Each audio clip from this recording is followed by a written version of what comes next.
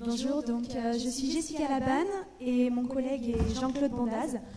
Nous sommes tous les deux médiateurs dans un espace public numérique qui s'appelle l'Épililo, donc un espace public numérique, j'espère que vous en avez tous à proximité de chez vous.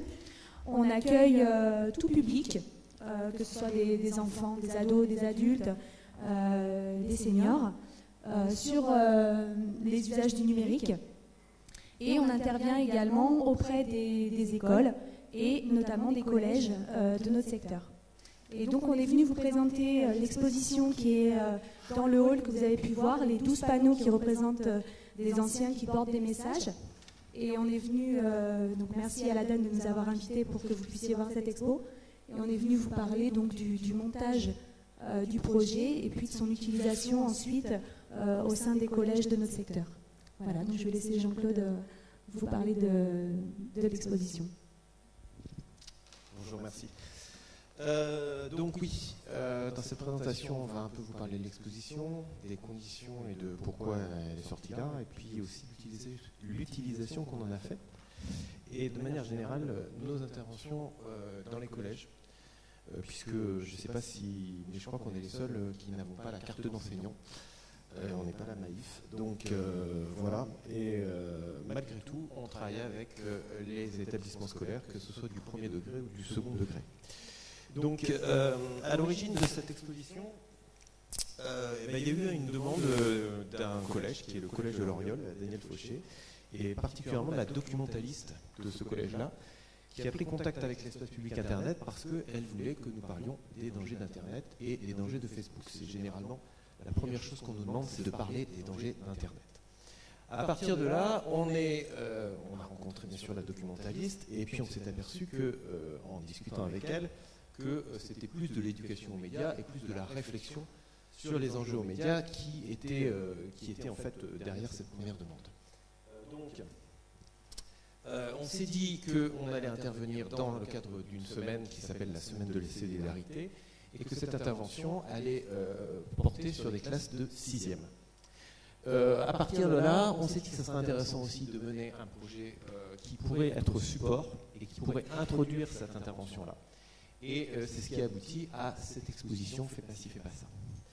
Alors, en amont donc, il y a eu l'intervention dans le cadre de la semaine de la solidarité. En pratique, c'était 1 heure d'intervention. Sur cette heure d'intervention, on avait convenu, donc, avec toutes les classes de 6e, de traiter 12 points sur les bons usages d'Internet. Et on avait demandé aux élèves de réfléchir sur ces bons usages d'Internet. Et ensuite, on leur avait proposé de communiquer ces bons usages d'Internet par l'intermédiaire d'affiches destinées à tout l'établissement. Comme on avait peu de temps, puisque l'intervention s'est faite en 1 heure, le visuel des affiches n'a pas été fait par les élèves, c'est nous qui avons pris l'initiative de faire le visuel. On aurait bien aimé que ça puisse être aussi un projet pluridisciplinaire. Mais bon, on n'avait pas le temps, c'était notre première intervention dans le collège, donc voilà. Donc sur cette heure-là, on a en gros travaillé 45 minutes sur le fond, avec des supports qui étaient des supports vidéo, qui étaient des supports... qu'est-ce qu'on a eu comme support Des débats mouvants. Voilà, on a eu d'autres supports, on a eu aussi des mises en situation, on a fait un peu des... Voilà. Et puis on s'arrêtait, généralement quand on traitait, donc chaque classe devait traiter 2-3 points, et chaque fois qu'on avait abordé un point, qu'on sentait que les élèves étaient un peu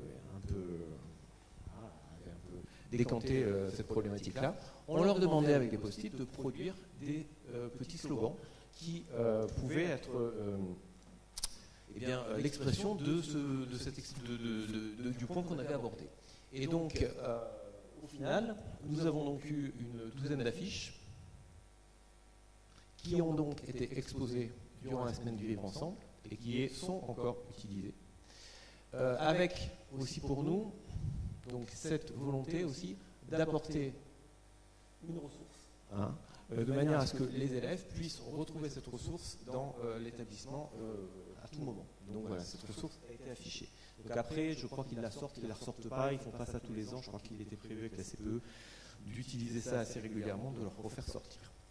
Donc une fois qu'on a fait ça, on s'est dit, tiens, ça serait quand même chouette, parce que tous les points qui ont été abordés dans cette charte, elles s'appliquent aux enfants, puisque c'est souvent aux enfants, puisqu'il y a un aspect très pédagogique et très d'éducation.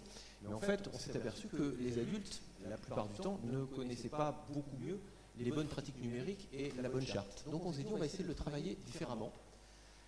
Et on va le travailler avec nos usagers. Et avec cette idée de dire on va essayer de faire un truc pour amorcer des ateliers avec les collégiens, parce que c'était vraiment notre destination, de manière un peu différente et jouer sur le décalage. Parce qu'on s'est aperçu qu'à un moment, les collégiens, ils savent ou ils ne savent pas. On a vu que certains, beaucoup savent ou croient savoir. Et en termes de pratique, par contre, il y a des gros manques. Donc on s'est dit, ils en ont marre qu'on leur dise toujours la même chose, qu'on leur dise que d'un côté, Internet c'est super, c'est génial, qu'il va falloir qu'ils l'utilisent parce qu'ils ne peuvent pas s'en passer, et que de l'autre c'est dangereux. Donc on va essayer de faire ça sous une forme assez humoristique, et on va essayer de jouer le décalage pour pouvoir aussi les faire réfléchir sur le fond. Donc on est parti donc sur cette logique-là, avec deux constats qui étaient que les adultes, quels qu'ils soient, quel que soit leur âge, quelle que soit leur profession, quelles que soient leurs compétences, ont l'impression qu'en termes de numérique, ils ne sont pas compétents. Et deuxièmement, que les jeunes, et ça c'est une croyance aussi, parce qu'ils sont digital natives, savent tout et savent tout maîtriser. Donc il fallait gérer ces deux aspects-là, et c'est un peu la démarche qui a été mise dans nos actions, dans cette exposition et dans les actions qu'on fait de manière générale. Donc, on en est là, des messages amusants pour interpeller les élèves. Et donc, en pratique, on a travaillé avec nos usagers, on a choisi exprès les personnes âgées, on s'est dit, les personnes âgées, les papis, les mamies, les parents, mais particulièrement les papis et les mamies, en termes de prévention, ils sont souvent très écoutés par les enfants. Il y a beaucoup d'empathie, voilà. Et dès qu'on aborde une thématique telle que le numérique, eh ben, ils se sentent disqualifiés. Et donc, il nous paraissait intéressant de les remettre dans le discours de prévention, parce que s'ils n'ont pas les compétences manipulatoires, ils ont souvent les compétences sociales, alors que les jeunes qui ont les compétences manipulatoires ont rarement le sens des enjeux de l'utilisation des outils numériques. Donc, en termes de pratique, on a fait des ateliers à destination de nos usagers seniors, avec des ateliers extrêmement pratiques comme l'installation de police, le traitement de texte, la mise en page, avec aussi tout un travail de réflexion sur les pratiques numériques, leurs pratiques numériques et celles des jeunes. Ensuite, eh bien, on a eu la chance et on s'est dit que ça serait quand même chouette de nos affiches très colorées, là, elles sont peut-être sympas, mais elles sont un peu bidons en termes graphiques et en termes artistiques. Donc on s'est dit on va se rapprocher d'une photographe qui a accepté de travailler avec nous pour amener aussi une vraie valeur ajoutée qui était la valeur artistique et qui était aussi pour nous important tant en termes de pouvoir de séduction sur les jeunes que de travail en partenariat avec plusieurs partenaires.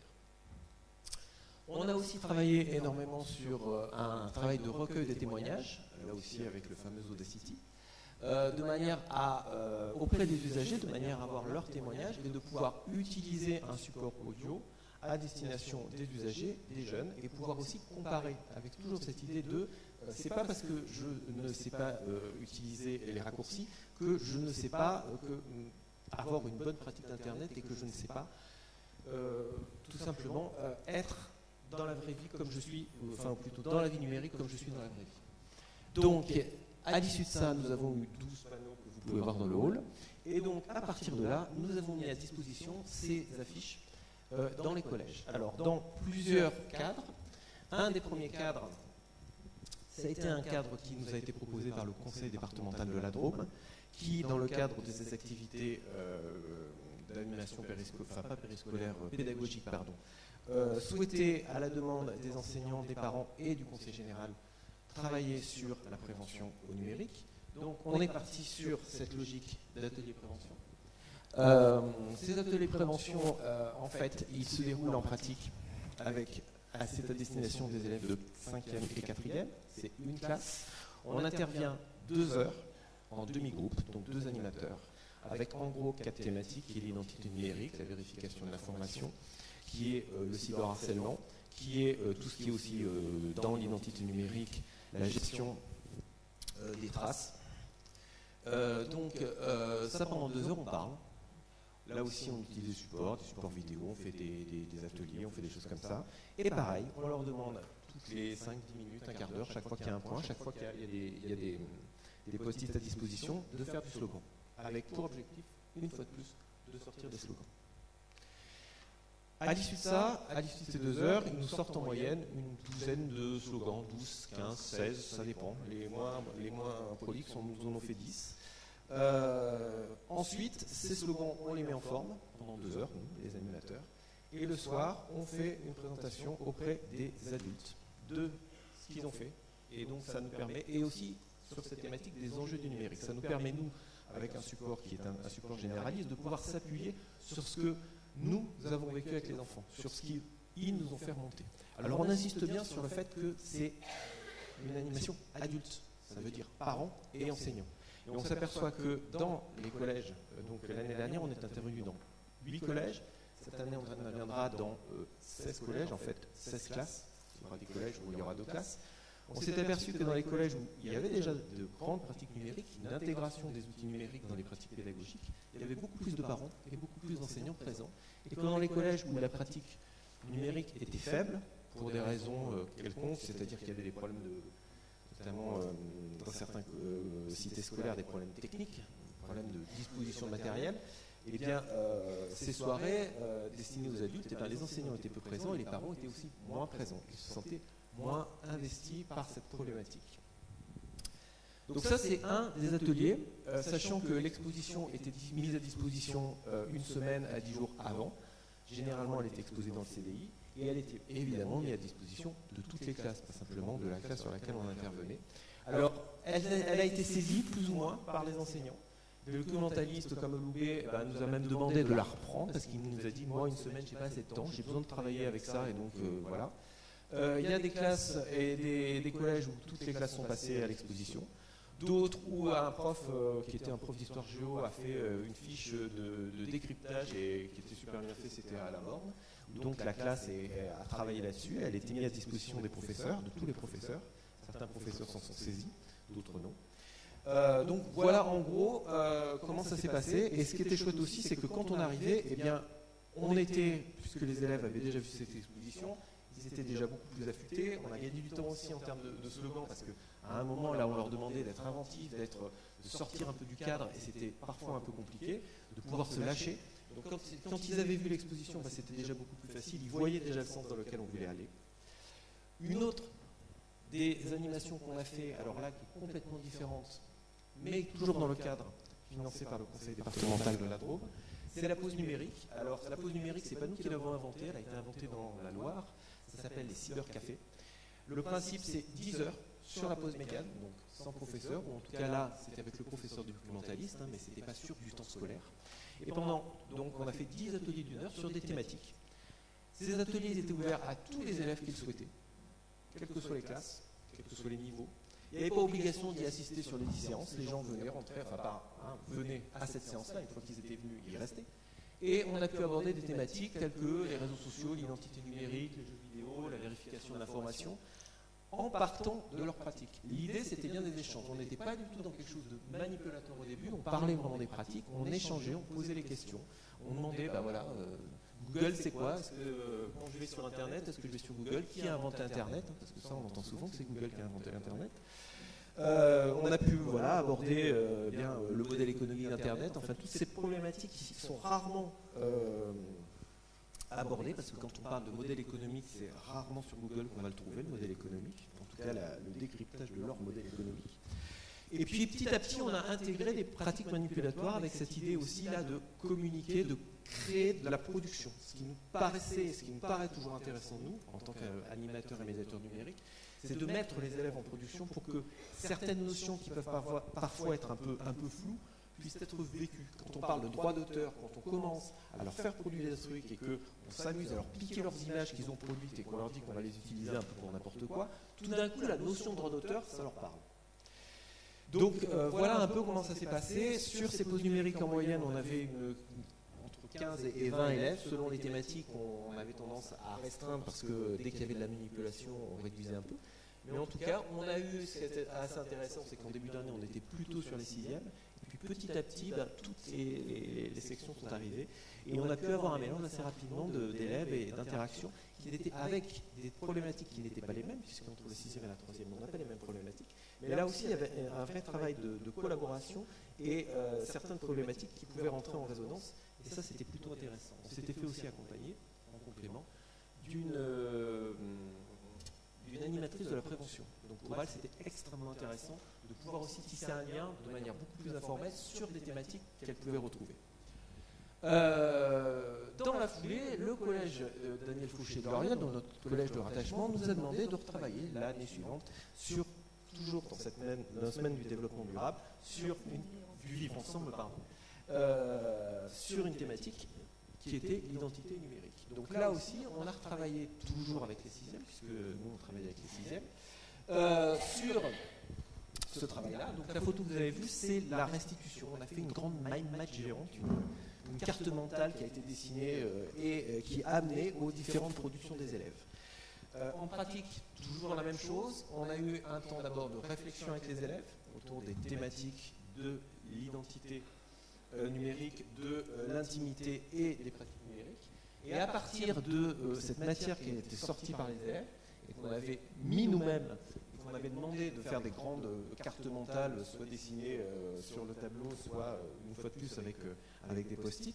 On a travaillé avec eux sur plusieurs productions. Certains ont fait de la vidéo, certains ont fait de la mind map, d'autres ont travaillé avec un logiciel qui s'appelle Taxedo qui permet d'avoir des nuages de mots. Et la quatrième, je ne sais plus comment ça s'appelle. Voilà, les calligrammes faits avec le logiciel LibreOffice. Traitement de texte tout simple.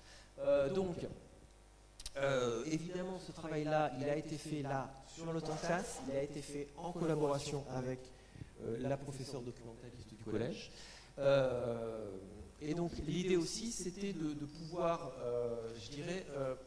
sur les mêmes thématiques, puisque là on a travaillé les mêmes problématiques et les mêmes thématiques, travailler sur des supports différents et là aussi les mettre en production et avec cette idée qui est de, au-delà des thématiques, leur permettre d'utiliser des outils pour s'apercevoir que ces outils ont une utilité, donner du sens à la pratique numérique en dehors, je dirais, de l'aspect prévention. Quand ils ont travaillé la technologie, la MindMap, et qu'on a utilisé un logiciel d'anglais, tout d'un coup ils se sont aperçus qu'apprendre l'anglais ça pouvait être utile. Et tout d'un coup ils se sont dit ah ouais, donc il y a possibilité d'aller chercher, etc., etc. Quand on leur a demandé de faire du montage vidéo, on a utilisé du Movie Maker tout simple, hein, on ne s'est pas pris le chou. Mais tout d'un coup on leur a pas simplement demandé, il y a eu tout un temps où on a dit vous êtes en train de nous construire une histoire, un récit ça se construit. Et là on n'est plus du tout sur la pratique numérique. On est sur l'éducation aux médias, mais on s'en fout en fait d'avoir un logiciel de montage. Et d'ailleurs, le logiciel de montage, ils l'ont très très vite intégré. Mais la problématique, elle a été bien de se dire, ok, on construit une exposition avec plusieurs supports, il faut qu'il y ait une résonance, il faut que ça se réponde, mais d'un autre côté, il faut que chacun en amène notre petit bout et qu'il y ait un sens qui soit construit en commun. Et donc ça, ce travail-là, ça a été vraiment une chose importante pour nous de montrer l'aspect collaboratif qui est lié au numérique, mais pas seulement. Et de faire vivre ce collaboratif à travers ces pratiques numériques. Donc voilà un peu où on en est. Donc cette exposition, elle a abouti, elle est restée une semaine au collège Fauché, donc elle a vécu sa vie. Par contre, Fais pas ci, fais pas ça continue. Aujourd'hui, donc, c'est une exposition qui est mise à disposition, je vous l'ai dit, des collèges, qui aussi a été mis. La MDD, la médiathèque départementale de la Drôme, en a fait l'acquisition pour intervenir pour des expositions dans le cadre des médiathèques. Parallèlement, nous, on a mis en place un site internet. Donc si vous voulez aller voir le site internet, dehors, vous avez des petites affiches avec des QR codes que vous pouvez flasher, qui vous amènent directement sur ce site internet, où vous retrouverez les photos, où vous retrouverez en noir le témoignage des usagers, des personnes âgées, la partie audio avec un autre témoignage audio, et en bleu, je dirais, les conseils et les bons usages qui sont repris par l'animateur et par tout ça. Donc, après avoir vécu sa petite vie au niveau local, aujourd'hui, donc, Fais pas ci, fais pas ça, donc, va dans les collèges l'année dernière. Elle le sera encore cette année avec donc 16, je crois qu'il y a une dizaine de collèges dans la Drôme. Elle est partie à Istanbul au lycée français. Voilà. Et donc elle est vraiment mise à disposition des personnes qui le souhaitent. Ce qui nous paraissait intéressant, et c'est aussi pour ça qu'on est là aujourd'hui pour intervenir, c'est qu'il nous paraissait intéressant, nous, en tant qu'animateurs et médiateurs d'un espace numérique, de se dire qu'on pouvait être ressources et il y avait un vrai travail collaboratif qui pouvait être fait avec les enseignants, quel que soit le degré. Alors là, je crois que vous êtes tous du second degré, mais que l'EPN, avec ses compétences, pouvait être un partenaire efficace des enseignants qui ont eux-mêmes d'autres compétences et qui ont une orientation pédagogique qui n'est pas la nôtre. On est bien sûr un partage des tâches dans le but d'une éducation aux médias et particulièrement une éducation à Internet. Voilà un peu le sens de notre visite aujourd'hui. Y a-t-il des questions? On a tenu les 20 minutes aussi, non? Eh bien, je vous remercie.